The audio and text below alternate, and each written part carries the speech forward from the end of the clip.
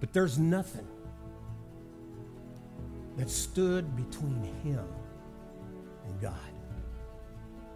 There was perfect intimacy.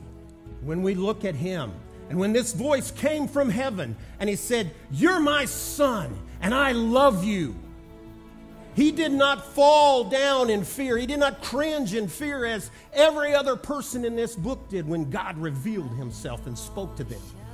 But it was a familiar voice.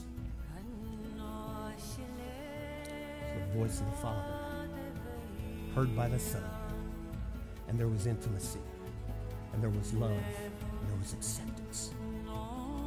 And Jesus knew the Father. And the Father declared, "I know him." And because he is who he is, we today have salvation. I want to read to you from the book of Hebrews, chapter 1.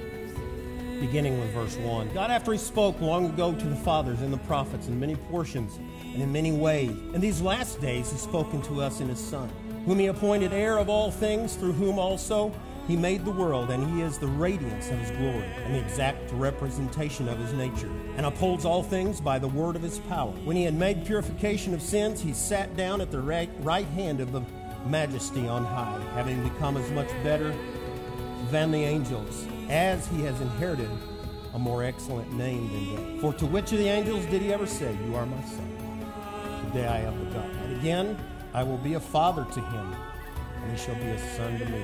When God spoke, he spoke about his Son as a father speaks of a son who is beloved. God spoke in the Old Testament.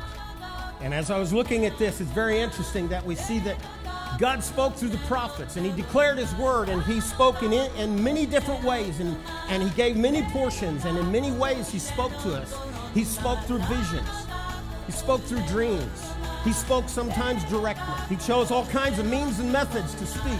But every person who spoke, everyone who spoke, every method that was used as an instrument in which the voice of God was passed through.